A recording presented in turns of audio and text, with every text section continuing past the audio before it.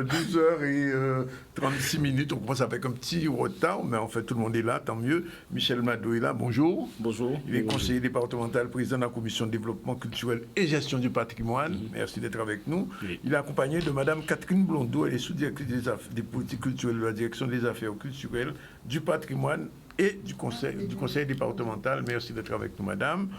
Dans un instant, on va recevoir M. Georges Lomunou de la CRES et Mme Nathalie Chevron, qui est la directrice de la CRES. Un peu plus tard, nous aurons Evelyne Evridus, qui est naturopathe, et on va terminer avec notre chronique habituelle sur SDM. Mais avant, nous avons reçu, comme chaque jeudi désormais, Mme Edouardville, puisque demain, il a coup santé, et demain, il est extrêmement important dans la coup santé. Là, il explique nous ça, c'est qui, genre, mon cas mort, arrêt cardiaque, etc. Mais ils ont trouvé une solution, enfin.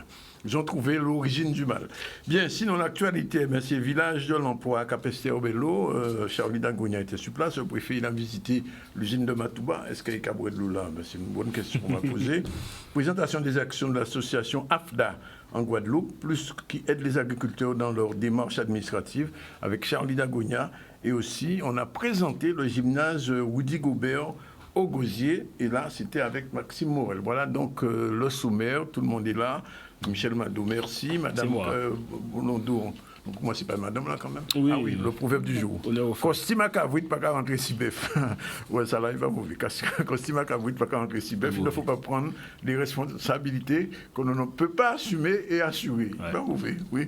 Proverbe choisi par Odalia dans le bouquin de Didier Manette, comme tous les jours, nous avons un petit proverbe. Songez un costume à cavouite, pas qu'à rentrer si bœuf. Bon, alors, madame Blondeau, vous êtes directrice des affaires culturelles, il va avoir les sous-directrices, journée mémorielle de la liberté, entre autres. Comment ça s'organise au conseil départemental? Ça s'organise sur une partie protocolaire dont M. Mado fera mention tout à l'heure, et ça s'organise également autour des restitutions des résidences artistiques création hybride qui se sont tenues au mois de mars dernier. Oui, toutes ces résidences, je sais, Michel m'a devenu à plusieurs reprises en parler. Ça avance, Michel? Oui, ça c'est très bien fait. En fin de parcours? Oui, là on arrive sur la phase des restitutions. Et c'était une belle aventure et, à renouveler, qu'on va peaufiner pour améliorer. Mais c'était une très belle expérience, quoi. Combien d'artistes en gros ont participé? On avait, je crois, à peu près 35 artistes. Ah, quand même. Entre 30 et 40 artistes. C'était en moyenne 7 à 10 artistes par site. Et ça était vraiment formidable, quoi. Et comment la restitution va se faire Alors, on avait 4 lieux de résidence et pour des raisons techniques, on a réduit pour la restitution à 3 lieux. Ouais. C'est-à-dire qu'on a gardé Beauport, le Fort d'Elgrès et le Fort Fleur d'Épée. Et la Ramée... La Ramée va ramer. Non, la Ramée fort. La Ramée fort. Et c'était après par rapport aux contingences, ce que demandaient les artistes. On a préféré essayer le plus possible de les laisser restituer dans le site de création. Et ça a été vraiment une belle expérience, quoi. Et c'est des artistes qui, pour un lot dans eux, pour toujours travailler ensemble, toutes disciplines confondues. Et toute qualité de théâtre. Ouais, vraiment. Et ma parole là, c'est mon Blondeau qui bat concept là, non création hybride. Ça a été vraiment sympa. Oui, ça a été vraiment sympa parce que de voir que des artistes qui ne se connaissaient pas, qui n'avaient pas eu l'opportunité de travailler ensemble, même si à Sionti-Lilette qu'on a Guadeloupe, nous attendent de parler d'un tel ou un tel. Et le fait de s'asseoir, de créer ensemble, ça a été vraiment formidable. Comme j'aime à dire, il y a cette idée de troisième voie, c'est considéré des mondes qui joignent, chaque monde paye à un côté, mais après là, ils ont décidé, on nous fait habiter ensemble. Et là, ça a été vraiment exceptionnel. Tout seul ou fort, mais ensemble ou plus fort. Plus fort, d'accord. Moi, Blondeau, on a posé une question en créole, puisque si vous y mettrez ça en créole. Depuis l'année, là, nous commençons par de créole. C'était une journée, après ça est venu une semaine, après ça est venu moi-même, ça c'est venu l'année. Alors, quand ça y est, concept hybride là, ça? Hybride, un bulletin qui est hybride, c'est un bulletin qui a sorti des plusieurs bulletins différents. Et c'est ça, nous tenons 4 disciplines, art plastique, musique, théâtre et danse. Donc là, on va mettre un peu de monde qui travaille dans ces disciplines-là. Si on sait le projet, ça va un projet commun à tout entre toutes ces disciplines-là. Donc c'est pour ça qu'on a essayé hybride. Ça a été compliqué à gérer? Là, on va gérer des moules, on va gérer des projets. Ça n'est pas compliqué. C'est juste qu'il faut faire attention. Parce qu'il faut faire bien. Pourquoi ça, ils sont contents? Ah oui, ils sont contents tout bonnement. Ah oui. Franchement, là, ils ont un bain à eux, comme ils ont dit. Ils ont un bain à eux. Oui. Michel Madou, on rapprend un aspect musique là, 15 ans passé. Vraiment bien. T'as eu 3 sites qui étaient en musique, c'était Laramé, Beauport et le Fort Fleur d'Épée. Et donc t'as eu la Viso. C'est Vamur en Gabriel là. Oui, voilà. Ça c'était restitution à Laramé. Il y avait Vamur, Christian Laviso, Sonny Troupé, Rilsi, t'as Marc Pandolf aussi. Donc ça c'était vraiment bien. C'était un bel semblé. Et t'as Lydia Kinola. Donc moi-même les nouveaux dossiers là, ça aussi c'était théâtre qui a été fait réellement et en réalité c'est expression corporelle quoi et ça c'était vraiment super. Ils joignaient on d'autres mettre à manière qu'on nous avait là qui enregistrait des sons qui après fait des créations visuelles, ça c'était vraiment sympa quoi. Il y avait un pays dévoilé tout ça il fait mais des boîtes à cigarettes et chaque boîte à cigarettes qui symbolise un but, ça c'était vraiment super quoi. Non, ça c'était puissant, c'était vraiment puissant, c'était des esprits créatifs. Ben là on voit le bel exemple Pandolf et puis qui était capalé, ça c'était vraiment très bien quoi. Mais du point de vue musical, c'est quoi? C'est du Gouka? Alors, c'est le groupe de Christian Laviso, c'est du Gouka moderne, mais c'est... Entre autres. Oui. Mais c'est... En fait, arrivé au niveau, nous ne pouvons pas nous ces musiques Guadeloupe réellement. Parce que c'est bien nous pas trouver de l'autre côté. Donc encore c'est musique Guadeloupe réellement. Pas trop chauvin là, dit ça. Non, très pragmatique et très sincère. Parce que nous pouvons trouver un lot influence. Mais dans la musique là, l'on a coûté rendu là, c'est vraiment de la musique Guadeloupe quoi. Et ce qui a été proposé à Beauport aussi par Cristal avec les autres artistes, le collectif Edo. Qui c'est des gens en parlant l'eau d'ailleurs parce que c'est des gens découverts très tardivement, c'était des jeunes qui ban moins espoir. Romuald Sirène, c'est la danse, il était sur le site du Fort Fleur d'Épée et ça était très puissant encore. Il y a eu Michael Blameb, il y a eu d'autres groupes encore où des textes en parole, donc il y a un mélange d'expression scénique, de musique et voilà. Il y avait un camarade là qui a fait Penti et puis il y a d'autres qui a à l'informatique qui était pour jeter des photos. Moi c'est du jamais vu. Moi en termes de création ici, c'est quelque chose qui est formidable quoi. Donc l'hybridation ça va continuer Madame Blondeau. Continuer dans quel sens? Dans les années à venir. Écoutez, je laisse Monsieur Madou. J'en suis convaincu. Enfin, en tout cas, c'est ce que vous le souhaitez. Oui, ardemment. Et je pense qu'il n'y a aucune raison de s'arrêter vu les résultats que nous obtenons. Je ne dis pas que nous avons obtenu parce que c'est pas terminé, mais nous obtenons. Non, le temps de restitution. C'est combien de temps au total? 10 jours. 10 jours. Chaque site avait 10 jours de création. Et de toute manière, on a fait le point avec tous les collaborateurs, tous les services, et ça se révèle être indispensable aujourd'hui. C'est-à-dire que situation, le contexte là fait nous voir qu'avant tout sa partition est là un peu de solidarité, mais de réalisme par rapport à la situation les artistes vivent. Et il n'y a pas besoin rien qui l'argent. On artiste pas besoin de l'argent pour vivre, il a besoin de créer. Et plus que l'argent, des fois il a envie de créer, il a envie d'exposer, de donner. Et ça a été important pour nous de soutenir tous les artistes et de bailler les conditions de créer ensemble.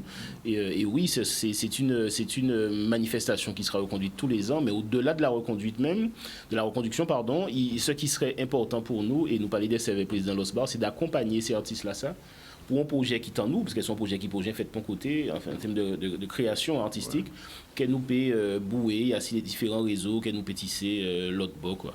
Parce que justement, la question que j'allais poser à vous deux, qu'il y a une restitution, c'est-à-dire que vous ça vous fait, mais après, est-ce que les moyens exporter ça, vous ça de l'autre côté, comme Michel Gagnon? Oui, c'est ce dont M. Madou parlait. Effectivement, il est intéressant de fouiller, d'aller plus loin, de ne pas s'arrêter à cette simple expression qui a duré le temps d'une résidence, puis le temps d'une restitution. Il faut voir dans quelle mesure ces projets communs peuvent être exportés ailleurs. Et ça contribuerait en ce sens au développement de l'image des artistes guadeloupéens ailleurs et aussi au développement de leurs pratiques. Alors, ça veut dire qu'au niveau culturel, Michel Madou, le travail culturel du conseil départemental prend une autre direction, va voler plus haut, j'ai envie de dire. Non, parce que ce serait faire injure à ceux qui étaient là avant. J'ai pas dit ça. Non, mais voler plus haut. Le comparatif est fait d'entrée de jeu quand tu dis voler plus haut.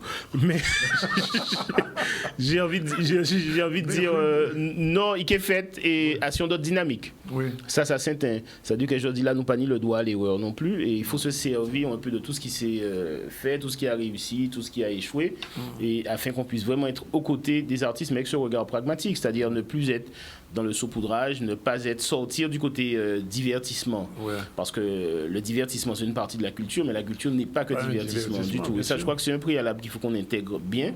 Et aujourd'hui, on a la chance d'avoir une équipe. En tous les cas, la mission qui est la mienne dans cette équipe, c'est de vraiment dynamiser ce développement culturel. Et j'aime beaucoup la notion de développement culturel et pas uniquement culture, quoi.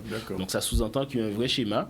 Ouais. Et en jamais d'accord avec le président Nelson qui lie à la région pour nous. C'est ça que pose une question la mutualisation là, je crois pas dire puisqu'en vrai, oui. a fait un bita. Ah ben en vidéo que pour ça qui kilti, nous commençons grand bonnet, c'est-à-dire que nous pas attendre officialisation à tout bitin, c'est-à-dire que le président Nelson et moi qui déjà en l'arrêt la kilti là bien avant d'être des élus, nous mettons d'accord si qui gens nous cavrait kilti à pays là, qui gens nous cavrait développement et qui gens les deux collectivités majeures yo peut bouer et sur plein de projets communs et la dynamique elle est très positive aujourd'hui, notamment sur l'enseignement même artistique, sur la valorisation des industries culturelles et créatives vraiment. Nous d'accord si ça nous en phase quoi et ça très bien. Alors en fait j'ai envie de dire que pour être un bon responsable culturel au conseil général départemental, il faut d'abord être musicien. Non, on peut dire ça, mais par contre, c'est vrai que... Ça facilite les choses. Oui. Non, par contre, c'est très clair que c'est une pression supplémentaire ou pas ni doit aller. Ouais.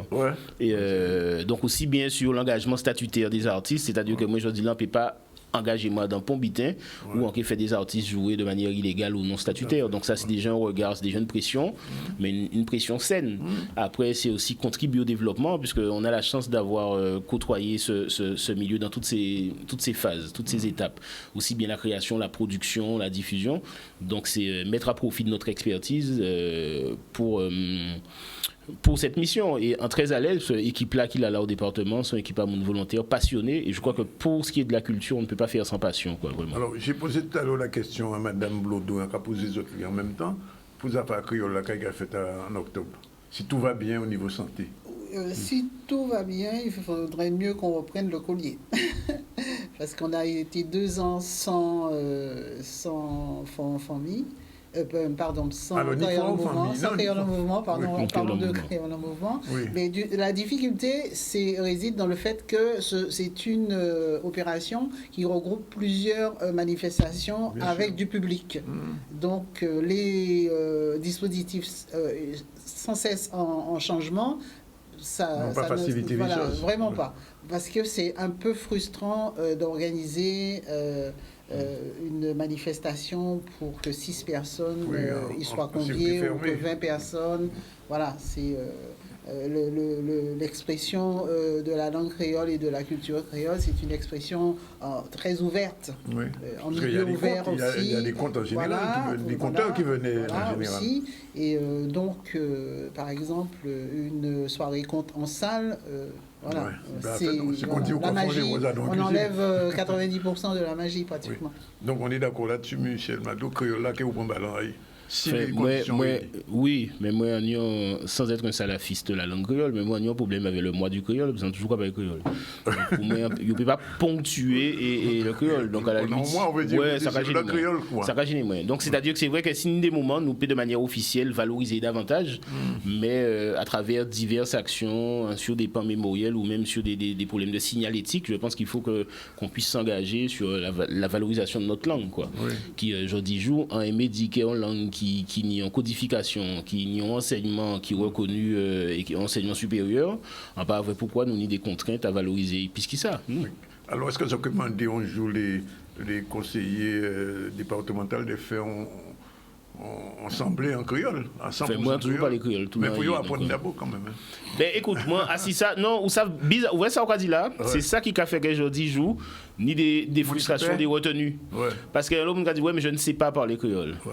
Parler langue à maman, langue à papa. Après nous que s'il faut nous voilà, faut faire pour apprendre de toute manière. Mais oui, et puis même à pas des erreurs. Déjà le fait de parler créole pour moi c'est déjà un bon bitin. Qu'est-ce essayer, qu'est-ce fait, c'est déjà ou un ancrage. Donc c'est là ça nous mais quel que soit là, il y a toujours pas les créoles donc enfin Vous ne pas apprendre à parler créole, vous parlez quoi parler créole. Voilà. Apprendre à parler français. Vous apprendre à parler français, sans te ça apprendre à parler français. Voilà. Mon blond, quoi, apprendre français ou créole? Apprendre tout vite. Français, anglais, espagnol, créole, avec outouche et sans outouche. Ça fait 8. Et quand mettez-moi la créole là? Ben, parce qu'à Casamance, nous ne toujours pas des créoles. Hein. Nous ne toujours pas des créoles par la famille, mais on toujours tant de sons en créole en oreilles. Donc, vous grandissez la langue là? Ah oui, oui, oui. Alors, je gagne une résidence à créole? Mais ni créole là, tout côté, dans toute résidence en nous. Ouais. Non, créole là, dans toute résidence en nous. Et les faits que, par exemple, ça qui fait de Bopola, création à Bopola, et c'est important parce que créole là aussi. Dans ça yo proposé là, dans des 4 mois yo créole là. Ça qui fait de l'aramé aussi, créole là est présent aussi qui à travers ça la viso proposé, ça yo qu'a crié et tout on schéma alentour avant là et tout ça nous l'esprit qui était important aussi. Donc des 4 mois créole là. Après c'est plutôt sur c'est son question de culture aussi. Hein.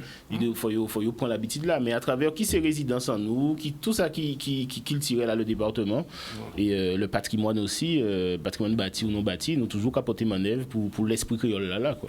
Alors les résidences comment on va pouvoir, le public va pouvoir y accéder, avoir le rendu qui ça fait? Et qui tend?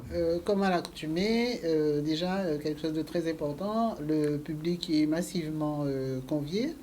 Ensuite, ces restitutions vont se dérouler du 26 au 28 de ce mois-ci, donc la semaine prochaine, sur les 3 sites qui ont été mentionnés antérieurement par M. Mado, à savoir les 2 forts, Delbrès et Fleur d'Épée, ainsi que Beauport, Guadeloupe. Oui. Donc les artistes ils vont performer dans leur lieu de création, le lieu où il y a eu la création, à l'exception d'un seul groupe de résidents, celui de l'habitation Laramée qui va performer au Fort Fleur d'Épée. Alors, 2 petits mots quand même sur les journées mémorielles de la liberté, qui prend la parole. Mais envie de dire que tout ça semblait. Hein. Il y en a, nous arrivons pour ça qui le 27. Nous, donc, Kenny, tout en cérémonie protocolaire depuis 11h du matin, allocution des officiels, et pour ça qu'il faut pour le Fort d'Elgrès. 15h, Kenny, animation aussi avec Guadassi Ocus. 19h, restitution à Mandan Patia, Zélévaille, parce que le Fort d'Elgrès... Ça on dansait ça. Hein? Voilà, danse. Ça a été exceptionnel, c'est-à-dire que Delgrès, Tenny danse et art plastique, voilà, art plastique visuel, donc c'était en direction qui était bien précise. À 20h après, qu'il y ait en diffusion la vie de Mme Tubman, c'est très intéressant, son militante aussi, une militante anti-esclavagiste afro-américaine. Mais film là, ça est très très très puissant et ça a bien que les gens qui peuvent voir en plein air aussi. Donc, en pays dit c'est fort en famille, mais l'effet que tout le monde qui semble en fort là, en famille, ça t'est mais fort en famille, lui-même, il a un point. Mais il a là, et l'esprit là, il a toujours. Il peut disparaître. Il peut disparaître. La preuve, c'est que restitution à création hybride, département de la TKKN a fait en l'esprit là ça et en moment mémoriel là ça. Voilà. Il y en a déjà dit comment c'est avec les forts de la Caraïbe, ça, à qui moi c'est? Ça va continuer. Sans chemin? Oui, ça va continuer. Bon, on va poser d'autres questions. Non, pas du tout. Non, au contraire, mais nous à l'aise. Alors, juste pour dire, ok, après et film là, on fait d'artifice à Fort d'Elgrès toujours. Donc ça c'est pour le 27. En fait, je veux dire dans la capitale. Enfin, moi je sais pas. Pour le Bémarossien que je suis, c'est la province. Donc voilà. Quel chauvin, c'est vrai, c'est incroyable. Hein? Non, et voilà. Mais à l'esprit à Saoudi là, vraiment, et ça nous donne l'opportunité d'en parler aussi. Nous avons un réseau qui c'est Carifort, c'est-à-dire tous les forts de la Caraïbe, et le conseil départemental est vraiment engagé dans ça. Nous avons un premier déplacement qui fait de Martinique. Nous avons un deuxième qui est prévu à Cuba là, dans les prochaines semaines. Et nous avons Porto Rico, nous avons Haïti, nous avons d'autres îles à Caraïbes là aussi, d'autres fois essais pour nous voir aussi. Et la démarche est très intéressante de valoriser vraiment nos forts, notre histoire et de voir que nous avons l'esprit qui est commun aussi. Nous avons une histoire qui est commune là, dans toute Caraïbe là. Et donc sans l'esprit là, ça aussi, le département qui a roulé ces jours là, ça, et ça vraiment très bien. Quoi. Je peux poser une question particulière à M. Mado? Oui. Quand est-ce qu'on vous entendra musicalement parlant? Non, mais c'est vrai qu'on va poser la question là régulièrement, qu'on s'y va veiller moi, et c'est vrai que...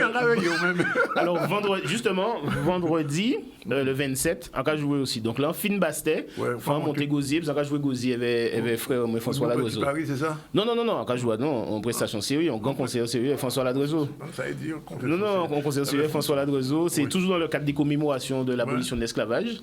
Et donc là aussi, nous avons joué avec François et Kenny. Après, Jean-Michel Lesdel qui jouait avant en concept Symphonica. Et François et moi, nous avons joué avant aussi. Donc, comment on va dire en français, j'ai rechaussé les crampons. Ou pas privé Margaret, non? En camp spirit là? Ok, ils font le tout. Voilà, tout a été dit. Je rappelle qu'il y aura une conférence de presse, mais enfin bon, on parlera de ça plus tard. Les 26 et 27 mai, donc journée mémoriale de la liberté. Merci madame. Et le 28 mai. Et le 26, 27 et 28. 26, 27 et 28. Sur les trois sites. Les trois sites. Dans l'ordre, Beauport, Fort-des-Grèce et Fort-Fleur-d'Épée. Et vraiment... Beauport, Fort-des-Grèce. Et Fort-Fleur-d'Épée. Et Danick, si vraiment on veut vraiment inviter la population à la ville. Parce que ce sont des conceptions qui sont originales, ça je tiens vraiment à le dire, ce sont des productions qui ont été faites dans l'instant. Donc ce sont des choses qui nous appartiennent, nous Guadeloupéens aujourd'hui, dans ces spectacles, ce ne sont pas des spectacles qui sont repris. Et il faut vraiment que nous là, artistes en nous pour en belle force et puis que nous paient après, nous, la collectivité, qu'on puisse s'engager à exporter leur création. D'accord. On va inviter peut-être monsieur Laviso, on va voir ça la semaine prochaine pour lui donner des petits mots. Madame, merci d'être venue. C'est moi. Depuis la capitale jusqu'à Bimaou, la province. Et en Baolien. Pas de problème. Arrêtez. Et il est pratiquement 13h, on prend la première pause, on se retrouve tout à l'heure avec la suite de nos invités. À tout de suite. Bien, merci. Voilà, retour sur le plateau du ZCL News. Il est 13h05. On reçoit deux femmes déjà. Après Madame Blondeau, on reçoit Madame Nathalie Chevron, bonjour. Bonjour. Directrice de la CRES. Et on reçoit la cardiologue résistante et en résistance, Madame Edouardville, bonjour. Bien, bonjour. Mona de son prénom. Eh bien, oublié dit nous quand même. Après, Georges Lomino, le Marigal en tête licence et de naissance, tout ça pour la CRES. Et ensuite, on va recevoir dans un instant une autre Marie-Galantaise encore, une trop Marie-Galantaise en Guadeloupe, Madame Évrilus qui est déjà là. On ne peut rien. Bien, alors tout de suite, on part vers l'actualité. Village de l'emploi à Capesterre, Charles Lagogna était sur place. Qu'est-ce que c'est que ce village de l'emploi? La question va être résolue tout de suite avec le reportage qui suit. Ce matin, la ville de Capesterre-Belle-Eau a souhaité donc mettre en place le village de l'insertion, surtout de l'information autour des différents dispositifs de formation, mais aussi pour la création d'entreprises. L'occasion donc de rassembler donc l'ensemble des structures pour pouvoir porter un maximum d'informations donc en direction du public concerné, que ce soit les jeunes, mais aussi les moins jeunes, car il y a donc de la recherche d'emploi chez tout le monde, mais surtout des besoins aussi en termes de création d'entreprise. La matinée a été intense. Nous, on est ravis d'avoir mobilisé nos équipes sur l'invitation de la commune parce que ça nous a permis d'être vraiment en proximité avec les publics. Ça a permis aux personnes de venir demander des informations de façon parfois moins laborieuse qu'en venant à l'agence. Et ça nous a aussi permis de rencontrer des partenaires et d'avoir des beaux projets de partenariat pour la commune de Capesterre et pour les demandeurs d'emploi. Le premier message, c'est dans la marine, on est des techniciens, on n'est pas des combattants. Donc, notre spécialité avant tout. Ensuite, n'ayez pas peur de l'engagement. L'armée vous propose énormément de choses, vous avez beaucoup d'avantages, donc n'hésitez pas. Et tout le monde y a accès, les hommes comme les femmes, les jeunes jusqu'à 30 ans. Et l'esprit d'équipe est là. Donc si vous voulez changer du civil ou il n'y a pas forcément cette cohésion, dans l'armée, surtout à la Marine nationale, vous serez les bienvenus et vous serez très bien encadrés et accueillis. Nous sommes tournés vers les métiers de l'espace vert avec des CAP jardinier paysagiste. Nous faisons également la production agricole avec un CAP agriculture des régions chaudes et un bac pro conduite et gestion de l'entreprise agricole. Nous avons également tout ce qui tourne autour des services à la personne avec le CAP service à la personne et au territoire et un bac pro également service à la personne également. Donc on va retrouver tout ce qui est métier de bouche, le secrétariat, tout ce qui est administratif, ressources humaines. On aura les cuisiniers, On a des informaticiens, des mécaniciens, des électriciens, des navigateurs, des détecteurs, des manœuvriers et j'en passe. Il y en a vraiment énormément. Une très belle matinée. Là, je suis effectivement donc, en train donc, de saluer donc, l'ensemble des structures participantes qui confirment qu'il y a eu donc, un fort passage donc, ce matin. Et j'échange aussi avec des jeunes que je croise donc, entre les stands qui confirment qu'il y avait donc, ce besoin d'information et de voir surtout avec l'échange que j'ai eu avec un jeune créateur donc, d'entreprise qui a un très très beau projet et qui aujourd'hui donc, confirme qu'il a pu trouver donc, l'aide nécessaire pour pouvoir être accompagné sur le plan juridique, puisque faire le choix de la bonne structure pour lancer son activité et après les accompagnements financiers, c'est l'aide qu'il a pu trouver ce matin et donc en cela nous sommes contents de cette manifestation. Voilà, on quitte Capesterre Bello et on va dans une usine à eau, mais c'est à Matouba, c'est à Saint-Claude, et le préfet, le gouverneur, comme on l'appelle quelquefois, était en visite à Matouba, à l'usine. On regarde le reportage d'Olivier Félix. Donc, il y a tout un plan dans ce plan de relance qui fait la part belle à la partie effectivement maintenance et maintenance préventive. Et dans les emplois prévus pour ce projet, il y a effectivement le recrutement de jeunes sur cette partie maintenance pour aider aussi les équipes et former aussi les équipes à l'usage des nouveaux équipements. Depuis quelques mois maintenant, je cherche vraiment à montrer et à illustrer ce qu'on fait à travers le plan de relance. Et ici, c'est un projet qui est extrêmement intéressant puisque c'est un projet d'investissement pour une automatisation de la troisième ligne de production d'eau qui était en attente en fait avant le Covid. Et donc le Covid est arrivé, donc l'entreprise elle a été obligée de pallier à ses difficultés pendant la crise Covid, mais elle avait toujours ce projet d'investissement majeur qui existait. Et donc elle nous l'a proposé au titre du plan de relance. C'est à peu près 2 millions d'euros d'investissement pour l'usine, ce qui est extrêmement important. C'est une usine qui a une vingtaine de salariés avec des produits que tout le monde connaît, clairement, et qui a besoin de pérenniser son activité, même de l'augmenter, puisqu'il y a des périodes pendant lesquelles ils sont en difficulté d'approvisionnement. Donc il y a un vrai besoin. Ils avaient un besoin de financement, et donc avec le plan de relance, avec 400 000 euros sur les 2 millions d'euros, auxquels il faut rajouter la défiscalisation, environ 30% qu'ils avaient déjà acquis, et bien ça a servi à donner ce petit déclic, en fait, qui a permis de passer au-dessus et de permettre aux banques de prêter la suite pour l'entreprise, et donc de passer à la phase de réalisation maintenant de ce projet d'investissement. Je vous l'ai dit, 2 millions d'euros, c'est à la fois des machines qui vont être acquises pour l'automatisation de la ligne, mais c'est aussi de la formation pour les agents, c'est aussi un hangar de stockage qui va venir augmenter la capacité de stockage et des capacités de transport qui vont être intégrées à l'entreprise. Aujourd'hui, on a environ 3000 m² de surface de stockage et l'idée est environ de doubler cette capacité-là. En améliorant notre productivité, nos capacités de production, on va produire plus et on va avoir effectivement plus de transport vers la Grande Terre. Donc l'idée était d'investir aussi sur cette partie-là de manière à pouvoir amener le produit au plus proche du consommateur. Voilà, on va maintenant se tourner vers la Cresse, puisque c'est une porte ouverte sur le bénévolat, avec particulièrement un focus sur les femmes et les hommes qui ne sont pas salariés et qui s'investissent quelquefois dans les structures de l'ESS. Et pour ça, on a deux intervenants, le président de la Cresse, M. Lomineau, et la directrice de la Cresse, Mme Nathalie Chauvin. Alors, qui sont ces personnes que l'on rencontre au sein des structures de l'ESS? Qui peut répondre? Ah, M. Lomineau qui veut répondre, premier. Non, je laisse à Mme Chevon le soin d'engager. Alors, je vais effectivement préciser que, rappeler plutôt, parce que on vient régulièrement sur vos antennes. Et en fait, l'économie sociale et solidaire se compose, vous vous rappelez, de fondations, de mutuelles, de coopératives et aussi de sociétés commerciales, mais aussi et surtout d'associations. Et ces associations peuvent être employeuses ou non employeuses, c'est-à-dire qu'elles ont ou pas des salariés. Et donc, je rappelle aussi quelques chiffres clés que nous avons eu l'occasion de publier. En Guadeloupe, l'économie sociale et solidaire, c'est près de 1000 structures qui sont employeuses, qui emploient plus de 10 000 personnes, ce qui représente à peu près 15% de l'emploi privé en Guadeloupe. Et alors, avec une particularité, c'est que les 2 tiers, ce sont des femmes. Et alors, les structures, justement, qui n'ont pas de salariés, comment elles font? Elles ont recours, justement, au bénévolat. Alors, il n'y a pas de définition légale hein, de ce qu'est le bénévolat, contrairement à la définition de l'économie sociale et solidaire.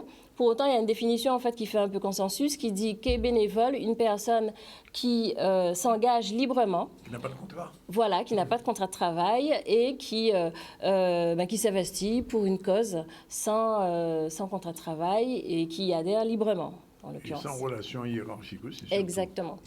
Les premiers bénévoles, par exemple, dans une association, c'est les dirigeants de cette association-là. Oui. Ce sont des personnes qui choisissent de prendre un peu de leur temps. Et même si dans les statuts, c'est écrit que les dirigeants peuvent être remboursés sous les frais qu'ils engagent dans le cadre de leur mission, trois quarts des personnes qui sont dans ces structures-là, il y a une réunion à Basse-Terre, ils y vont, il y a une réunion, parfois ils vont même dans tout l'archipel, et c'est vrai qu'ils n'ont pas droit à une rémunération. Et c'est cette absence de rémunération, même s'il y a un défraiement qui peut être mis en place, mais c'est tout ça qui faut compter dans le bénévolat. Et nous verrons tout à l'heure toute la complexité parfois de cet aspect du bénévolat. Alors, Nathalie, dans quel secteur on trouve ces bénévoles? Alors, dans tous les secteurs associatifs, hein, on peut être bénévole en fait en lien avec l'accompagnement social, c'est-à-dire, par exemple, aller sur le terrain, rencontrer des personnes qui sont SDF, donc sans domicile fixe, pour faire de la distribution de vêtements, de nourriture, pour les aider aussi à trouver un hébergement provisoire. Ça peut être aussi dans le cadre de l'accompagnement avec un périscolaire. Donc sur des cours de langue, sur de l'aide aux devoirs. Et puis ça peut être aussi des actions en lien avec l'environnement. Donc on voit de temps en temps assez régulièrement passer des annonces d'associations qui font des chantiers participatifs. C'est l'équivalent en fait d'un coup de main pour rénover le local de l'association, pour faire un petit jardin. Et très récemment, par exemple, vous avez peut-être entendu parler des bancs de la place de la Victoire qui ont été repeints. Ouais. Eh bien, c'est une opération qui a aussi été réalisée avec le concours de bénévoles. Okay. Ou sinon, parfois dans les supermarchés, vous voyez des personnes avec des petits gilets, la banque alimentaire et des sachets, qui demandent à ce que quand vous faites vos courses, vous remplissiez les sachets et le remettiez. Eh bien, ce sont souvent des bénévoles qui appuient la banque alimentaire dans ces actions. On peut trouver aussi des bénévoles dans des festivals? Tout à fait. Tout à fait. Et moi-même, en tant que j'ai été bénévole, effectivement, dans le festival du film Nouveau Regard et je vous ai croisé à cette occasion. Lui, il n'était pas bénévole? Non. Voilà. Non, mais souvent non, mais ce qu'il faut dire, c'est que par rapport à ce que vient de dire Mme la directrice, vous trouvez des bénévoles dans tous les champs d'action des structures. Et par rapport à... Par exemple, si je prends mon exemple, quand j'ai commencé, quand on entrait dans l'enseignement, M. Zandrounis, vous en savez quelque chose, l'enseignant, quand il était par exemple, l'enseignant qui était à Marie-Galante ou qui était au Sainte, il était entraîneur de foot, il était entraîneur de basket, il encadrait les choses. Et c'est toute la petite complexité, nous en parlerons plus longuement tout à l'heure, par rapport à un certain nombre d'avancées, parce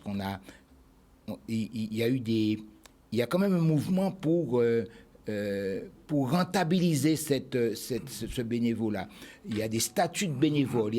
Et c'était normal que même si la personne n'est pas payée, qu'il y ait quand même un retour sur son investissement. Et c'est pourquoi j'ai tenu à venir avec Madame Chevon lorsque nous préparions cette émission-là. Il faut laisser cela se faire, que les gens continuent à s'investir, mais en même temps ne pas venir empêcher à un jeune ou une personne qui serait allé se faire éducateur sportif de gagner sa vie avec cette activité-là. Et donc, quelque part, il faut trouver un équilibre dans le fonctionnement. Et c'est comme pour les associations, il faut laisser les associations être dynamiques, la petite association de quartier et tout, mais il faut en même temps faire en sorte qu'elles soient de plus en plus structurées pour que les subventions ou lorsqu'elle organise une manifestation, qu'elle soit bien assurée, qu'elle soit bien... Et c'est tout, chaque fois, le petit doigté qu'il faut avoir, ne pas te faire tomber la spontanéité, mais en même temps, bien organiser les choses pour que ça soit, pour qu'il n'y ait pas de catastrophe par derrière, quand on recherche des responsabilités.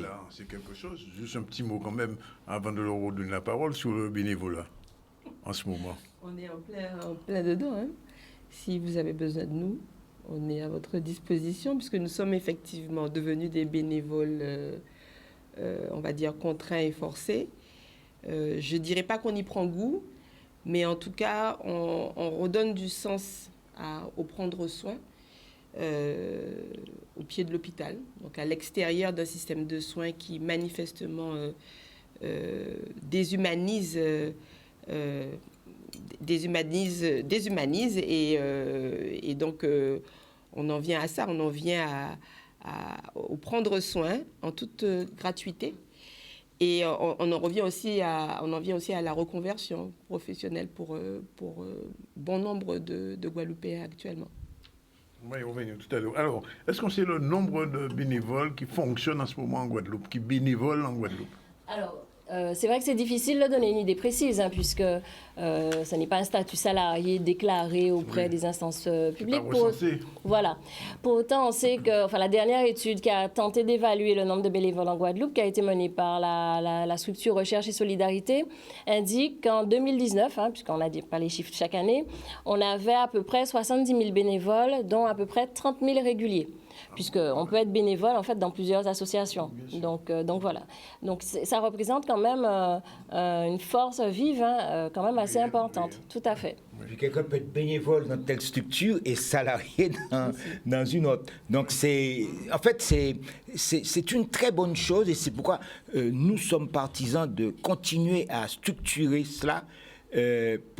Madame parlait tout à l'heure d'humanisation. C'est-à-dire qu'il y a vraiment un coup de cœur vers l'aide apportée aux autres, mais en même temps réussir à vivre et à nourrir sa famille, à se structurer, à s'insérer socialement. Donc c'est pourquoi je parle de doigté qu'il faut avoir. Alors, est-ce que ça rapporte finalement d'être bénévole? Alors, plutôt que ça rapporte, je dirais que c'est... Pourquoi on devient bénévole? Souvent, c'est parce que, comme le disait le président, M. Lomuneau, c'est souvent qu'on a envie de servir une cause. On a repéré une association, une structure qui œuvre sur le territoire, on a envie de donner un coup de main, on y va, on s'engage, on est bénévole. Après, ça a aussi un intérêt parce que ça permet parfois aussi d'acquérir des nouvelles compétences, des nouvelles connaissances. Et puis, ces compétences et ces connaissances, vous parliez de reconversion professionnelle. Dans certains cas, vous pouvez les valoriser dans votre CV auprès d'un employeur. Et puis, ça permet aussi de faire des nouvelles rencontres. Et puis ça vous fait vous-même vous rendre utile et avoir du sens dans votre vie. Vous avez votre métier, vous êtes bien organisé dans votre métier, et puis vous avez un endroit où vous allez faire de l'humanité, où vous allez donner un peu plus de sens à votre vie. Mais la structure, maintenant, c'est de plus en plus reconnu par les systèmes de comptabilité et tout. La structure a la capacité de faire entrer de comptabiliser ces heures de bénévolat qu'on va après traduire en emploi temps plein et compagnie, et on va savoir si on devait embaucher des gens, combien on aurait eu à embaucher des gens, et après ça peut parler au niveau des instances décisionnelles. Alors, est-ce qu'il y a des associations où on peut demander à être bénévole? Comment ça se passe concrètement? Alors, il y a plusieurs façons de trouver une association où on veut être bénévole. Déjà, autour de son quartier, de son domicile, on peut repérer des structures. Après, assez régulièrement dans l'année, il y a des opérations, donc à travers des foires, des villages, des salons, où vous rencontrez des associations. Donc, généralement, en début d'année, par exemple, il y a le forum, le village des associations, enfin, en début d'année, rentrée scolaire, pour justement faire connaître les associations. Alors, c'est vrai que c'est beaucoup sportif, culturel notamment, mais voilà, ça peut être par ce biais-là. Et puis, on trouve aussi sur la toile un certain nombre de sites, et en particulier donc, le site qui s'affiche à l'écran, le site jeveuxaider.gouv.fr, qui recense un certain nombre de missions de bénévolat, dont certaines sont en Guadeloupe. en particulier. Donc, je ne sais pas si on verra l'image, mais donc sur ce site, vous avez des missions à la Désirade, à Basse-Terre, à Pointe-à-Pitre, à Bemao. Donc, voilà, c'est ce qui s'affiche. Donc, on peut trouver cette information sur des sites Internet, mais c'est aussi par le bouche à oreille. Voilà. Et il faut en même temps, M. Zandronis, et c'est notre mission au niveau de la CRES, il faut laisser les choses se faire spontanément aussi. Et juste après, structurer, aller aider les gens à donner du sens. Bon, si la personne est bien sûr désintéressée, hein, parce qu'il n'y a pas tout le temps, c'est pas tout le temps désintéressé dans ces actes-là, mais nous parlons bien sûr entre nous de choses sérieuses et de choses bien faites. Et donc, parfois la personne est de bonne foi, a envie de s'impliquer et de faire avancer une cause. Eh bien, nous serons, nous, au niveau de la CRES, et par les professionnels que nous y avons, nous pourrons aider la structure à donner du sens à l'engagement de ces bénévoles. Parce que je rappelle que le bénévole, il vient rendre service, il vient porter sa contribution, mais au niveau de la structure qui reçoit ce bénévole, il faut qu'il y ait de la couverture assurantielle, il faut qu'il y ait un certain nombre de choses qui soient mises en place. Maintenant, c'est de plus en plus bien organisé, ces choses-là. Bien. Un dernier mot peut-être, Madame Chaumont? Non, enfin oui, alors je peux inciter, enfin comme vient de le dire le président, parce que justement c'est bien encadré et il existe pour les associations des fonds qui permettent de former des bénévoles. Inciter tout un chacun et chacune à être bénévole, c'est gagnant c'est gagnant à la fois pour la structure, à la fois pour la personne aussi. Et donc voilà, donc on est.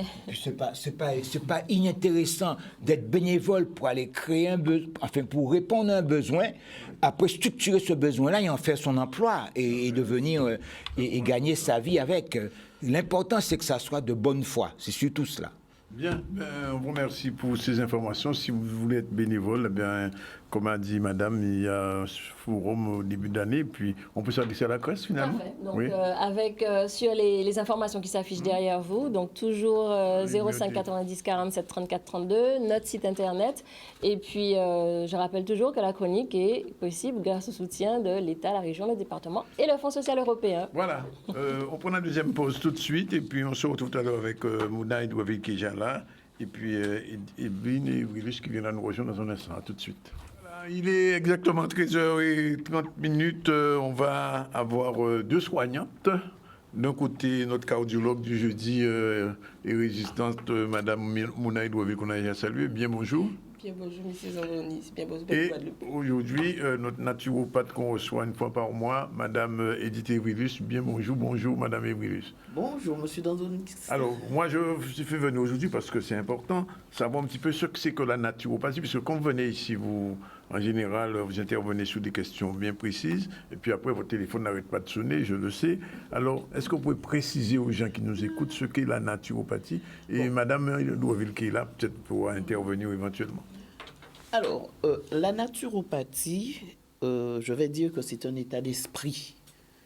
La naturopathie, c'est accompagner les gens par les médecines naturelles, par des thérapies naturelles. Un naturopathe, comme je le dis souvent, Danick, n'est pas un médecin. Et le naturopathe n'a pas à se confondre avec le médecin parce qu'ils peuvent être complémentaires. Oui. Et je le dis tout le temps, un naturopathe n'a pas le droit d'argumenter ou alors de regarder les résultats du médecin. Parce que le naturopathe ne soigne pas les pathologies. Il accompagne pour les symptômes. Et donc, cette personne qui vient voir le naturopathe doit être aussi dans cet état d'esprit. Parce que moi qui suis naturopathe, si je ne suis pas dans un état d'esprit, c'est-à-dire être dans l'humilité, être dans la résilience, dans la bienveillance, être à l'écoute, parce que le client qui vient, il vient aussi pour laisser parler la parole, dire ce qu'il a. Et le naturopathe, il utilise plusieurs techniques de soins. On peut utiliser la monodiète, on peut utiliser les bains de siège, ce que j'utilise beaucoup dans mon cabinet, bité à moun longtemps. On peut utiliser les inhalations chaudes. On peut aussi utiliser les bains de forêt, la réflexologie plantaire, les massages. Donc, et moi, en plus de cela, j'ai fait une grande formation sur le développement personnel. Et donc, j'ai une écoute active pour pouvoir expliquer aux gens. Parce que quand le client vient, vous avez vu, je ne parle pas de malade, un naturopathe. Quand le client vient, il se déverse quelquefois parce qu'il a envie aussi de libérer son esprit. Donc, le naturopathe, d'une manière générale, est là, premièrement, pour avoir une écoute, pour accompagner avec des plantes médicinales, avec aussi des huiles essentielles, avec tout ce dont la nature nous donne, puisque je dirais toujours que la nature, c'est un vaste champ d'expérimentation. Et le naturopathe, théoriquement, doit faire une éducation thérapeutique aux clients, en leur disant, ne faites pas ça par effet de mode, soyez à l'écoute du corps. Parce que quand on est à l'écoute du corps, on sait ce dont le corps a besoin. Par exemple, tête en café mal, hier, après-demain. Mais quand pas boire, est-ce embrasser de l'eau? Est-ce que j'ai dormi? Est-ce que j'ai dormi suffisamment? Qu'est-ce que j'ai mangé? Est-ce que j'ai suffisamment de fibres? Est-ce que j'ai bu suffisamment d'eau? Parce qu'il y a des cures d'eau. Est-ce qu'il y a des cures d'eau? Voilà, j'avais oublié aussi. La cure d'eau, c'est une technique qu'utilise la naturopathie. Et donc, la personne qui vient me voir, qui a déjà cet état d'esprit, peut-être essaie de convaincre son voisin. Mais le voisin qui n'a pas le même état d'esprit, ne va pas croire en ce qu'il fait. Parce qu'il faut déjà croire à ces techniques de thérapie naturelle. Il faut y croire pour pouvoir comprendre le fonctionnement du naturopathe. Parce que le naturopathe donne des plantes médicinales, des infusions. Tout est donné par cure. Donc, il ne faut pas venir au petit bonheur la chance et dire en cas vrai et dites parce que voisine en moi a vrai et que ça fait du bien. Non, les corps sont différents. Je dis toujours, nous pas faites en même moule là, nous tous différents. Et donc, si on n'a pas déjà cet état d'esprit pour croire dans les thérapies naturelles, c'est pas d'un claquement de doigts qu'il faut faire. Tout se fait par cure de 21 jours. Il y a aussi, quand je parle d'éducation thérapeutique, dire au client, le naturopathe n'est pas là pour lui dire « n'allez pas voir votre médecin ». Pas du tout. On est dans l'accompagnement. Par contre, il est là pour lui dire « je vous donne des plantes médicinales, mais il faut laisser une fenêtre thérapeutique à peu près de 2 heures pour qu'il n'y ait pas une interaction médicamenteuse ». Donc, un naturopathe, je vais dire, c'est à peu près un coach sur la santé, sur le mieux-être. Et donc, voilà. Donc, quand on n'y croit pas, vaut mieux pas venir. Il faut avoir cet état d'esprit et il faut croire en soi et croire en ce qu'on fait. Je voudrais dire un petit mot, comme une question, sur la réflexologie plantaire, parce que vous utilisez ça aussi. Oui, c'est le cœur de mon métier. Oui. J'ai fait de la réflexologie plantaire le cœur de mon métier, qui n'est pas... Parce que souvent, les gens confondent manifestement et manifestation. Les gens confondent réflexologie plantaire et massage des pieds. Le massage des pieds, c'est bon pour le corps, parce que ça détend le corps, surtout pour des gens qui ont de grosses pathologies. La réflexologie plantaire ne guérit pas la maladie. Je dis ça tout le temps. Mais aide le corps à se guérir. Parce que n'oubliez pas que la naturopathie peut emmener le corps à être en auto-guérison. C'est le corps qui guérit le corps. Quand vous êtes à l'écoute de votre corps, vous savez que, par exemple, j'ai la bouche pâteuse, j'ai des maux de tête incessantes. Qu'est-ce que j'ai pas fait? J'ai pas bu suffisamment d'eau. Eh bien, le lendemain, on consomme un peu plus d'eau. Donc, si la personne elle-même ne connaît pas le fonctionnement de son corps, elle viendra me voir, j'essaierai de faire tout. Mais donc, il faut chercher la cause de ce qu'on a. Et donc, la réflexologie plantaire, c'est une très bonne technique de soin, je dis même pas de massage, qui fait des pressions, des points, des réptations sous les pieds pour pouvoir décongestionner les organes qui sont congestionnés. Parce que je dis, quand on a une douleur quelque part en dessous du pied, et je dis toujours que nous avons 2 cœurs dans le corps. Le premier cœur, il est au haut des organes, et le deuxième cœur se trouve en dessous des organes, parce que nous avons une vie dans nos pieds. Nous avons entre 32 et 34 zones réflexes qui se situent sous les pieds et qui correspondent à nos organes. Donc, par exemple, il y a une petite inflammation urinaire. Le client vient, il me dit, en bas plat de pied, un café en mal. Je lui demande, oh là, il café au mal. Il me montre un peu la trajectoire de la sphère rénale. Donc, je ne suis pas médecin, je ne suis pas radio, mais je pourrais lui dire qu'il y a un encrassement là-dessus. Et donc, quand on a mal, quelque part sous le pied, c'est un organe qui lance son gyrophare et qui vous dit, attention, il y a un problème. Et donc, la naturopathie, elle est préventive, elle accompagne la médecine conventionnelle, et la naturopathie, c'est un autre mode d'accompagnement, puisque pendant cette pandémie que nous avions eue, j'ai beaucoup accompagné beaucoup de clients, beaucoup, pour que nous puissions arriver à faire comprendre aux gens. Avant tout, il y a une hygiène à avoir, une hygiène corporelle, une hygiène alimentaire. C'est ça le rôle de la naturopathie. Expliquer aux gens pourquoi vous avez une inflammation dans le corps, comment arrive cette inflammation, pourquoi il faut boire un peu plus d'eau. Parce que l'année diffé à don chancan, après avec bière, on y avait coca, nous quand était diffé là, ça avait de l'eau. Et expliquer aux gens. L'eau là, c'est un remède pour vous. L'eau, c'est un élément thérapeutique. J'ai fait une belle formation sur cet élément-là. L'eau, c'est un élément thérapeutique. Et je dis toujours, dans cette pandémie, il faut aussi que le Guadeloupe, il faut que mes compatriotes se prennent en main, apprendre à faire une détoxification du corps, ne serait-ce qu'une fois tous les 6 mois, apprendre à drainer le corps, ne serait-ce qu'une fois par mois, parce que les deux sont totalement différentes. Apprendre à manger plus de fruits, plus de légumes, apprendre à mâcher tout ni pied, les lever le matin, 5 heures du matin, pour récupérer l'énergie du soleil, l'énergie de la lune. Apprendre aussi à ne pas être sédentaire, apprendre à faire des bains de forêt. Donc, il faudrait que nous-mêmes aussi, de temps en temps, fassions une inhalation chaude pour nous oxygéner la sphère respiratoire en nous. Il faudrait être créatif après cette pandémie-là, nous adorons toujours, mais il faudrait se prémunir et se préserver pour que nous puissions arriver à utiliser la nature, puisqu'elle est gratuite, la nature. Aïe Machado en forêt, c'est gratuit. Marcher le matin sur la rosée, c'est gratuit.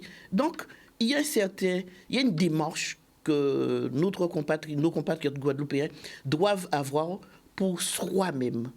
Parce que je le dis toujours, c'est le corps qui guérit le corps. Bien, alors, nous vous, on t'a entendu.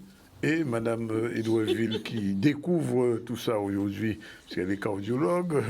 Je n'ai pas dit qu'elle ne savait pas tout ça, on n'a pas dit ça. Je découvre la passion de Mme Emilus. La passion de Mme Emilus. C'est magnifique, parce que vous ne pouvez pas faut aimer moun pour faire ça au café là. Le premier bitin.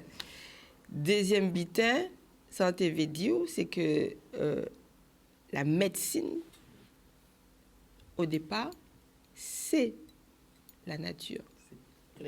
Les ancêtres qui soignaient utilisaient la nature pour soigner. Donc la définition de la médecine est partie de la nature, de l'observation de la nature, de la science de la nature et de l'utilisation des éléments, des 4 éléments, et des plantes médicinales pour soigner. Et nos grands-mères qui donnaient naissance aux enfants, à l'époque, elles utilisaient les plantes pour faire des bains de siège, parfois surtout lorsqu'il y avait des naissances qui étaient difficiles, pour aider à la venue de l'enfant. Donc c'est sa belle, ça, on dit là, d'avoir c'est essence même à la médecine, c'est la nature. Et donc effectivement, la médecine, c'est un petit peu éloigné de la nature, parce qu'il y a eu des maladies de plus en plus complexes, de plus en plus presque industrielles, avec des maladies donc devenues chroniques, et qui nécessite encore des produits chimiques pour prendre en charge ces maladies et qui nécessitent aussi des actes chirurgicaux, voire des actes invasifs. Avec cette crise sanitaire, on revient en fait à la définition même de la médecine, parce que si cette crise sanitaire a été aussi importante, c'est qu'il y avait une syndémie. Ça veut dire que le coronavirus, il a eu une emprise sur nos corps parce qu'il y avait une inflammation dans nos corps. Et cette inflammation, comme l'a dit Mme Evrius, en fait, cette inflammation, elle peut être domptée, elle peut être prise en charge dès lors qu'on se connaît soi-même, qu'on sait que là, en ce moment, on a le corps enflammé et qu'est-ce qu'il faut faire pour désenflammer le corps. Mais on a besoin des deux charges, positives et négatives, parce que le corps est fait ainsi, de charges positives et négatives, et on doit apprendre à jouer et à savoir à quel moment avoir plus de charges positives que de charges négatives. Le cœur, il fonctionne comme ça. Donc, nous disons Evrius dans la coussauté, parce que il apprend nous à l'hôpital. Et Jani quelques moun qui a servi avec la nati, qui a vu dans la coussauté depuis à présent 3 mois que nous avons fait la coussauté. C'est 13e là, c'est ça? C'est 13e là. Demain, c'est 13e. Un point moins important, d'après ça, c'est l'hypertension artérielle. Exactement. Alors, expliquez-nous ça un petit mot, en des mots. Hypertension, on voyez sang dans les artères. Pas ni quai sans artère. Et pas ni artère sans quai. Donc, on appelle ça le système cardiovasculaire. Lorsque l'artère devient rigide, eh bien, on développe de l'hypertension artérielle. Pourquoi l'artère devient rigide? Parce qu'on vieillit, parce qu'avec la vieillesse, les fibres élastiques des artères deviennent moins souples. Et puis parce que surtout, là, c'est le mal du siècle, en fait, on mange mal, on a une mauvaise hygiène de vie, on ne boit pas que de l'eau, on boit des boissons gazeuses, sucrées et salées. Et tout ça favorise l'encrassement des artères et donc une rigidification de l'artère. Et dès lors qu'on dit rigide, on parle de mort. Hein. Lorsque le corps est cadavérique, il devient raide. Eh bien, on vit, beaucoup de personnes, des milliards de personnes vivent sur cette planète en ayant des artères raides. Et ça devient de plus en plus fréquent.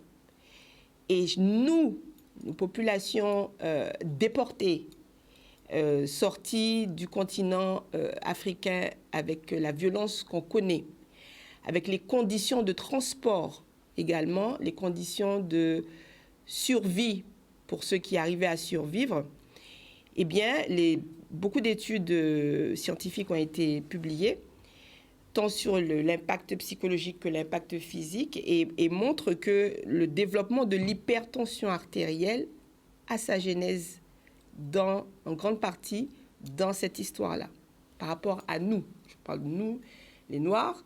Il y a de l'hypertension dans le monde entier, mais le développement de l'hypertension artérielle et les mécanismes physiopathologiques de l'hypertension artérielle sont très particuliers chez le Noir. Ce sont des hypertensions artérielles qu'on appelle volodépendantes. Et ces hypertensions artérielles volodépendantes dépendent de la volémie, dépendent de l'eau, dépendent du sel. Et notre appétence pour le sel a son explication dans notre histoire.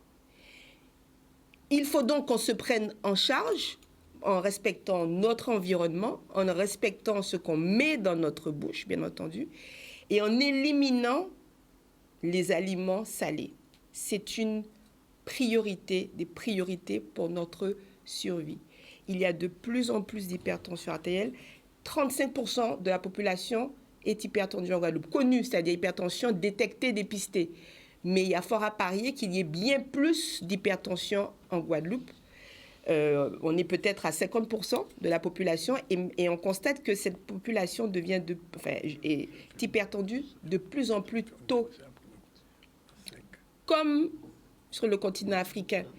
Ce qui est nouveau dans le continent africain, mais tout ça, le docteur Edreville-Segaud va en parler très largement demain à la conférence qui aura lieu à 18h30 sur le BIC à résistance du CHU devant l'hôpital. à 18h30. Le titre de la conférence, c'est « Le sang rendu amer par le sel. Histoire de l'hypertension artérielle chez l'Africain des Amériques ». Je vous invite vraiment à venir. Je sais qu'il y a beaucoup de manifestations et c'est super au mois de mai. Mais il faut vraiment assister à cette conférence parce qu'elle est très illustrée avec des documents scientifiques. Il y aura également la projection d'un film. Il faut qu'on se regarde parce que pour se soigner, il faut avoir la cause. Et on a besoin maintenant de se regarder en face et d'analyser les causes de nos maux. Donc le Lakou Santé s'applique à ça depuis son existence, depuis la grève de la faim de Denis Delumeau, parce que c'est sa grève de la faim qui nous a boostés. Et on s'est mis autour de lui en tant que soignant et on a dit, mais il faut qu'on continue. C'est-à-dire que lui, il nous a toujours dit, Denis, chaque Guadeloupéen doit faire ce qu'il a à faire. Eh bien, on a continué, c'est-à-dire qu'on ne s'est pas arrêté à prendre soin de lui pendant qu'il faisait sa grève de la faim. On a dit, on va prendre tous les Guadeloupéens en charge. Il faut qu'ils viennent nous voir. On n'a pas d'argent. On n'a pas d'argent. On nous a coupé nos vivres depuis maintenant 6 mois. Enfin, 6 mois pour certains et plus pour d'autres. Mais on a toute notre volonté de continuer à prendre soin des Guadeloupéens. Et on est aidé par des gens qui ont encore des revenus. La solidarité guadeloupéenne est très forte et maintenant il faut qu'on arrive à coordonner et à construire ce développement. J'ai 2 personnes qui ont demandé votre numéro de téléphone. C'est des gens qui ne pas connaître vous, alors si vous pouvez le donner. Je vais dire aussi qu'il faut utiliser les fondements de la santé qui sont l'eau, le soleil, le sommeil et la nature. Alors, mon numéro de téléphone, c'est le 0690 73 78 17. Voilà. Et je suis au 63 rue Lamartine à Pointe-à-Pitre. Et vous recevez sur rendez-vous? Je reçois sur rendez-vous, mais aussi, comme Madame Mona Edreville ne me connaissait pas, qu'elle me découvre, alors j'ai le plaisir de lui dire que moi, je suis issue d'une aïeule qui était accoucheuse et frotteuse. Et donc, je voyais ma grand-mère le soir au coucher du soleil aller prendre une feuille de mangue, la moitié d'une feuille de mangue jaune, anti-morceau coquelaya, anti-branche TPI, et tous les soirs, elle s'adonnait à son thé. J'ai connu aussi le bain que les parents mettaient la bassine au soleil et qu'on faisait le bain de midi. Et donc, moi, je suis enfouie de tout cela et c'est pour cette raison que j'ai cette passion enfouie en moi. Et quand je dis qu'il faut que nos Guadeloupéens savent que c'est le corps qui guérit le corps quand ils ont un problème. Ce n'est pas d'autres personnes. Et je dis toujours, si eux n'ont même pas qu'à coûter corps à eux, vous savez, en tenant mal tête ou bien tenir des 3 palpitations, est-ce qu'il y a un suffisamment de l'eau? Est-ce qu'il y a un pas peut-être trop alcool? Est-ce qu'il y a un pas trop café? Est-ce que donc on n'y arrivera pas. Donc maintenant, j'exulte les Guadeloupéens, nos compatriotes, à être à l'écoute du corps. Et aussi, d'ici la rentrée de septembre, je ferai des ateliers thérapeutiques pour que je puisse encore et encore expliquer aux gens comment être à l'écoute du corps et comment se soigner avec ce que la nature nous offre. Donc vous viendrez au Lakou Santé. Alors justement, nous allons parler de cochlearia justement demain, parce que c'est une plante qui a servi pour tension, pour hypertension. Nous allons parler également de fouille à pain avec nouvelle voix. Yo qui vient juste présenter yo et yo qui rouvine après pour faire de l'atelier avec fouille à pain. Qu'on l'habitude pas ni santé sans cas. Et nous qui en méditation, en séance de méditation à 6 cas pour retrouver l'équilibre en nous. Donc, nous qui fait en démonstration avec Livy Bitol qui saignait ça à Iftol et puis on qui parlait de Quai et K parce que nous tenions l'expérience avait beaucoup de là ça Quai et K en Quai c'est en K et on qui expliqué ça. Et frère à docteur Henri Joseph, c'est la sainte famille, hein? Oui. Docteur monsieur Yvon Joseph qui est venu parler d'un qui Jean nous a planté pied bois en pot. Voilà, et qui vient à l'entour à 11h, qui est en pause à manger comme l'habitude. Et puis, c'est mon qui est continué marcher dans les différents ateliers. L'atelier santé, c'est bouger. L'atelier mémoire, avec parole la vie. C'est on avait des proverbes en nous. Nous continuons bien entendu de l'atelier pour nous apprendre attention à yo même à yo, parce que c'est à pas de docteur là qui doit dire oui ou qu'a fait tension, oui, tension pas bien équilibré. Faut vous-même savoir qui j'en prend tension. Tout le monde peut acheter, ça n'a pas qu'à coûter en lot, peut acheter un appareil d'automesure tensionnelle ou peut servir veille à 6 bras ou bien à 6 avant-bras. Et appareil là, ou qu'à piger des boutons, appareil là qui a 3 chiffres. Premier chiffre là, c'est la pression artérielle systolique. Donc, c'est là qu'elle a contracté, qui a voyé sang dans les artères. Donc, c'est en chiffre, par exemple, c'est 140 mm de mercure ou 14 cm de mercure. Deuxième chiffre là, 90 mm de mercure ou 9 cm de mercure, c'est là qu'elle a relaxé, parce que c'est en caisse en pompe, il a voyé et il a relaxé. Et il a relaxé, puis souvent, qu'il a contracté pour y prendre énergie. Et troisième chiffre là, c'est les pulsations cardiaques. Tout le monde, chaque Guadeloupéen, chaque famille doit tenir un appareil à automesure tensionnelle. Léo qui a fait 140-90, ça veut dire alerte au repos, tension à pas bon. Ou qu'à prendre tension à 3 fois de suite le matin, 3 fois de suite le soir, pendant 3 jours. Ou qu'à attraper 18 misi, et c'est ces 18 misi, la moyenne à ces 18 misi-là, qui a au niveau de pression. Hein, parce qu'il faut une pression, encore, il faut une pression. Mais il ne faut pas de pression là, trop. Et c'était Journée internationale à l'hypertension artérielle, le 17 mai, ni des pis en pis moun qui a fait tension. Et il faut nous faire attention justement pour pas mort, parce que le premier risque... Ouais. Premier risque à l'hypertension, c'est l'accident vasculaire cérébral.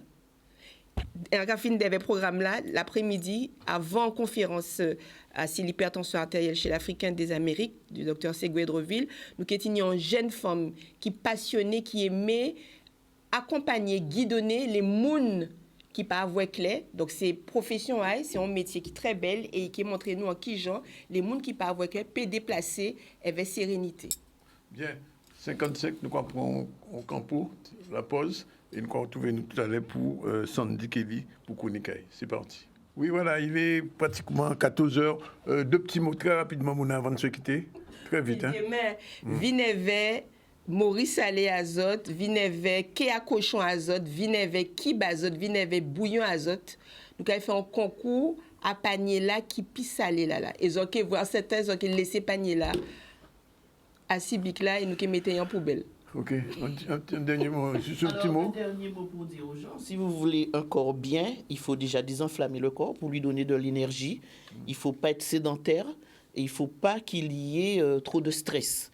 Parce qu'un corps en énergie, un corps en pleine immunité, il faut détoxifier le corps, pas de sédentarité. Et il faut donner de l'énergie. Donner de l'énergie, je dis toujours aux gens, là on voit il tomber en panne, il tombe en panne à essence. Donc, essence là, qui va monter l'énergie, et voici là qui a roulé.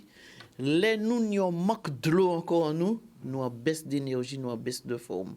Donc, il faut pas de l'eau, pas de azote, mais l'eau, c'est un élément important pour la vie de l'homme, je dirais. Manger moins sel. Est-ce qu'on a le temps de voir la chronique de... Oui, c'est parti.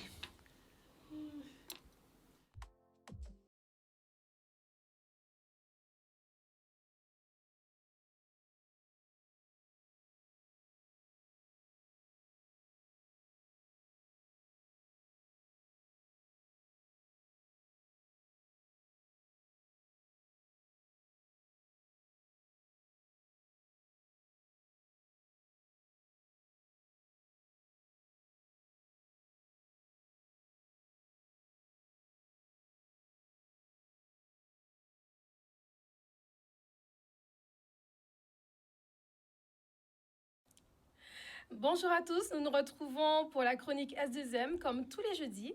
Aujourd'hui, la chronique sera dédiée à l'actu showbiz, donc je reçois une queen. Attention, hein? Carline Nordé. Donc, nous avons le plaisir d'accueillir Carline Nordé sur le plateau de la chronique S2M. How are you, Carline? I'm fine, thank you. And Oh, you? ok. On va pas continuer en anglais. Top, Carline. Ben, merci pour ta présence. Merci de l'invitation. Ok. So fine. Alors, très bien. Alors, Carline, c'est une vraiment talentueuse et pétillante femme que nous allons découvrir aujourd'hui, qui va nous parler un petit peu d'elle. Est-ce que tu peux te présenter, Carline? Alors, moi, je suis Carline Nord, je suis chanteuse, auteure, compositeur, interprète. Et voilà, ça fait plusieurs années que je chante et je viens de la Martinique et de la Dominique. Très bien. Comment tu qualifierais ta musique, Carline? C'est la musique caribéenne, c'est de la musique chaude. Alors, elle a été qualifiée de musique urbaine parce que je faisais du reggae, du rap et du dancehall, du hip-hop. Mais sinon, c'est une musique que je voudrais bien fusionner avec du zouk, de la kizomba, du compas et d'autres styles encore. Donc, on va dire que c'est de la musique caribéenne, en fait. D'accord. Alors, j'ai vu que tu as eu déjà l'occasion de faire plusieurs duos. Oui. Mais moi, j'aimerais te demander aujourd'hui, quel artiste avec lequel tu rêverais de faire un duo, Carline? Un artiste avec lequel je rêverais de faire un duo aujourd'hui. J'aurais aimé travailler avec des artistes comme Dr. Dre. J'aurais aimé travailler avec des artistes comme certains Haïtiens, des beatmakers, voilà, Steve J. Bryan, enfin, voilà, Felicia Ross. Il y a des artistes, voilà, que j'aimerais bien ça collaborer. Ça devrait bien matcher, je pense. Ouais, je vais tester ça, tiens. Ok, top. Alors, ton EP, hein, tu as sorti un dernier EP, là, dernièrement. Oui. Alors, tu voudrais qu'on retienne quoi lorsqu'on écoute, après avoir écouté ton EP? Oui. Donc, Pull It Up Boy, en fait, c'est du dancehall, donc c'est du dancehall un peu oldies, chata. J'ai voulu faire un espèce de mélange entre les dancehall qu'on connaissait avant et le mélange aujourd'hui. Donc, en fait, c'est du dancehall et c'est une musique que j'apprécie particulièrement parce qu'elle nous représente. Elle est chaude, elle est caribéenne, c'est un mélange de reggae, de calypso. Donc, voilà, ma mère qui vient de la Dominique, ça me parle, en fait, la musique jamaïcaine. Et d'où tu trouves tes inspirations, Carline? Dis-nous tout. Quand j'écoute tes textes, là, je me dis, il faut que Carline nous dise d'où elle puise son inspiration. L'inspiration, je la puise dans plusieurs éléments, en fait. Déjà, les éléments naturels, ça, c'est indéniable, tu vois. Les éléments naturels, je le trouve aussi dans les gens, quand je discute avec eux. Quand je vais regarder, par exemple, un film, le point de vue d'un autre réalisateur, des fois, ça peut m'inspirer également. Et il y a plein de choses qui m'inspirent dans la vie de tous les jours, en fait. Tous les jours, je suis inspirée, en vrai. Ok. Alors moi, je vous propose de visionner un extrait du dernier EP de Carline. Pull It Boy, c'est ça? Pull It Up Boy, yeah. Pull It Up Boy, attention. Donc, on va visionner ça, hein, quelques extraits du clip qui est top, en fait. Merci, on y va. It's a bad girl thing. I am not that kind of woman that can be fooled. If you give your love, I want you to give it good. I'm not interested if you wanna play it rude. I want you to eat me like doom, doom, doom. Be good, like a good boy who comes at school. Make sure you respect that rule. But it seems to me you're not ready yet, boy. Break down. Just put it up, boy. Just put it up, boy. Just put it up, boy. It's a bad girl thing. Ha! Just put it up, boy. Just put it up, boy. Just put it up, boy. It's a bad girl thing. I need a rich fresh. On a envie de danser, Carline, quand on écoute ça. Je pensais que tu allais nous faire quelques pas là. Tu vas nous. On va s'y mettre après samedi. Après, hors caméra, parce que non, faut pas faire ça.